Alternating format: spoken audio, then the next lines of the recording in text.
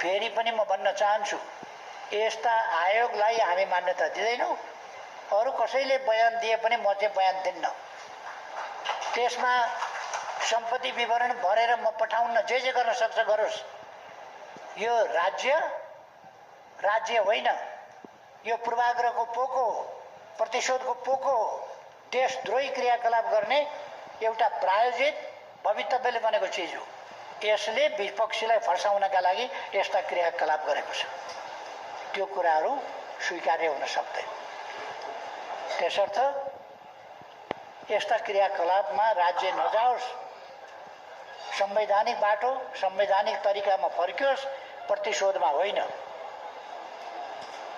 कसैको अचाक्ली सम्पत्ति देखियो, अकुत सम्पत्ति देखियो भने छानबिन गरोस्। आगो लगाएर खरानी बनाएका ठाउँमा मेरो सम्पत्ति विवरण खरानी भर्दिने मैले